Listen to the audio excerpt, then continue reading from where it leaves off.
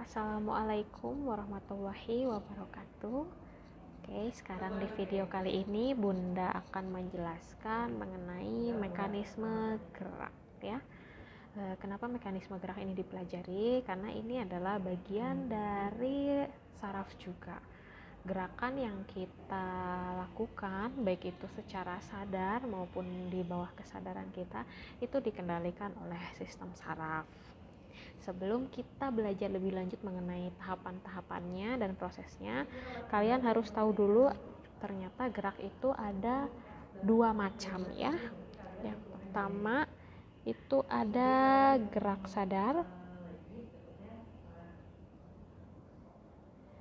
Yang kedua ada gerak refleks. Coba menurut kalian apa sih bedanya antara gerak sadar dan gerak refleks? Ya, apa coba kira-kira antara bedanya gerak sadar dengan gerak refleks? Mudahnya, gerak sadar itu ya gerakan yang kalian sadari pergerakannya. Misalnya ketika kalian menulis, ketika kalian berjalan, berlari gitu ya, menendang bola, membuka buku, tengok kanan kiri, itu kan kalian sadari atas kehendak kalian sendiri. Nah, itu yang disebut gerak sadar.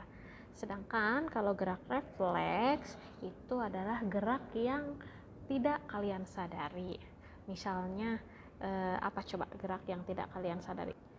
Gerak yang tidak kalian sadari itu misalnya kayak saat kalian nginjek beling, itu tiba-tiba kan kalian ngangkat tuh kakinya loncat-loncat, kan itu tanpa sadar ya, otomatis. Misalnya gerak mengedip-ngedipkan mata saat kalian kelilipan, misalnya itu kan juga refleks ya, tanpa harus pikir panjang. Nah itu juga termasuk gerak refleks ya, yang di bawah kesadaran kalian. Nah ternyata alur di sistem sarafnya itu beda loh antara gerak sadar dengan gerak refleks. Sekarang kita pelajari satu-satu, dimulai dari gerak sadar terlebih dahulu ya. Oke, sini mekanisme gerak sadar.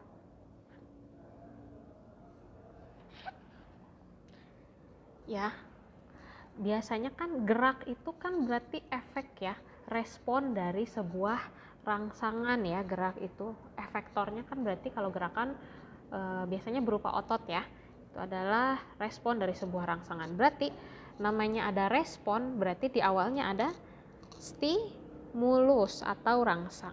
Pokoknya intinya semua gerakan, semua respon yang dilakukan oleh tubuh kita itu diawali oleh sebuah stimulus.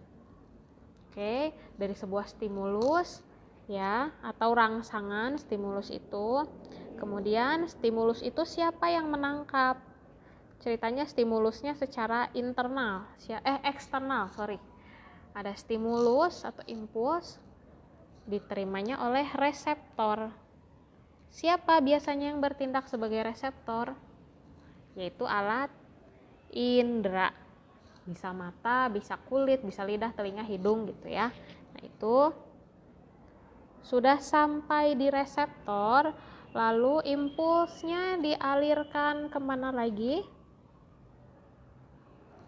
Ke otak. Oke, sebelum ke otak, dari mata.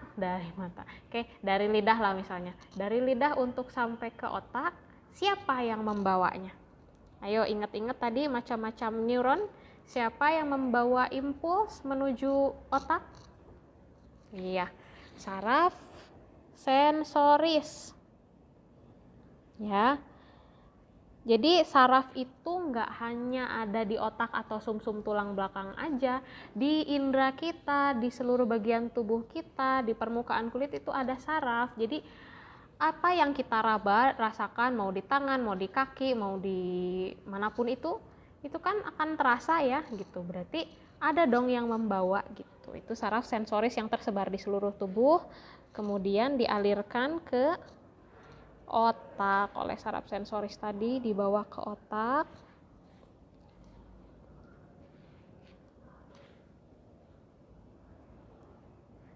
Sudah dibawa ke otak, lalu diapakan? Diolah ya, diolah. Tapi jangan ngebayangin prosesnya kayak laptop yang lemot gitu ya, atau kayak video YouTube yang buffer, itu cepet banget ya. Kemudian impuls yang udah diolah di otak lalu dibawa kemana? Ke efektor. Oleh siapa? Oleh saraf motoris. Dari saraf motoris disalurkan lagi ke efektor. Efektornya itu bisa berupa otot atau kelenjar.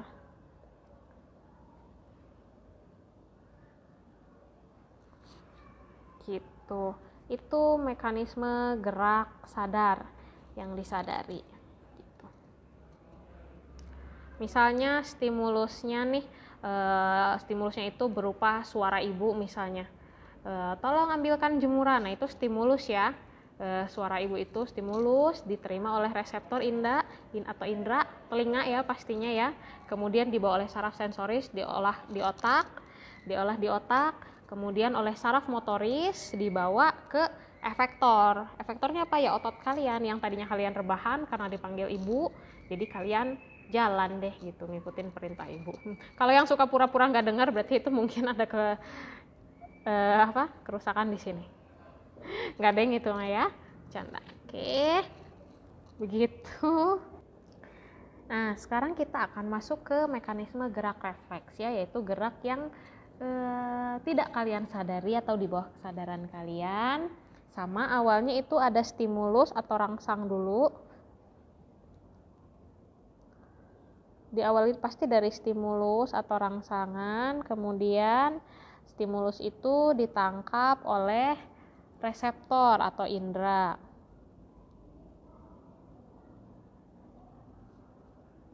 Ya. Nah, kemudian dari reseptor atau indera dibawa lagi oleh siapa? Oleh saraf sensoris. Kemana dibawanya? Apakah ke otak juga diolah? Tidak ya. Nah, bedanya di sini. Kalau di mekanisme gerak sadar, setelah dari indera oleh saraf sensoris itu kan dibawanya ke otak ya. Kalau gerak refleks itu dibawanya bukan ke otak, melainkan ke sumsum tulang belakang. Jadi tanpa kalian sadari, kan pusat kesadaran itu adanya di otak ya. Bunda ngomong bicara seperti ini, lidah Bunda bisa bergerak itu atas kesadaran Bunda, atas perintah dari otak Bunda. Apa yang Bunda sadari, apa yang Bunda proses di otak, Bunda ucapkan. Sedangkan kalau gerak refleks itu tanpa diproses di otak, makanya kita nggak sadar karena pusat kesadaran kita ada di otak. Ini masuknya ke sumsum tulang belakang kalau untuk gerak refleks seperti itu. Kemudian sama kesininya, dari sumsum tulang belakang dibawa oleh saraf motoris, oleh saraf motoris, kemudian menuju ke efektor juga sama. Efektornya bisa otot, bisa kelenjar.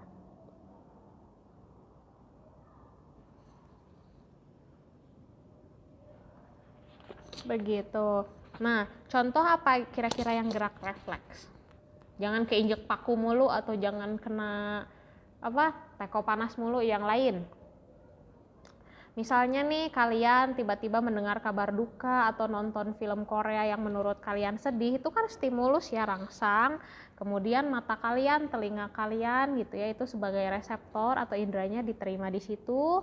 Kemudian oleh saraf sensoris itu dibawa ke sumsum tulang belakang, kemudian ke saraf motoris, ke efektor. Apa yang kalian rasakan setelah nonton film yang sedih-sedih? Biasanya suka beberapa ada yang nangis ya tanpa disadari, refleks-refleks aja. Nah, itu juga sebagian masuk ke sumsum tulang belakang gitu. Jadi di satu stimulus itu bisa masuk ke otak, bisa masuk juga ke sumsum tulang belakang gitu. Beberapa respon itu kalian sadari, dari satu stimulus itu bisa ada respon yang kalian sadari, ada respon yang juga di luar kesadaran kalian, karena sebagian stimulusnya itu masuk ke jalur sumsum tulang belakang, ke jalur gerak refleks seperti itu. Kayak misalnya tiba-tiba keluar air liur itu kan nggak sengaja ya kita keluarkan gitu, misalnya saat ngebayangin makanan yang asem-asem atau nyium makanan yang enak, itu kan air liur biasanya lebih deras keluarnya ya, itu tanpa kalian sadari itu jalurnya ke sumsum tulang belakang juga. Begitu mekanisme gerak ya, jadi bedanya di saraf pusatnya. Sekali lagi beda di saraf pusatnya. Kalau di gerak sadar dibawanya ke otak, saraf pusat otak. Tapi kalau di gerak refleks saraf pusatnya yang digunakan adalah sumsum tulang belakang. Nah, begitu saja dari Bunda untuk mekanisme gerak, semoga bisa dipahami. Terima kasih. Wassalamualaikum warahmatullahi wabarakatuh.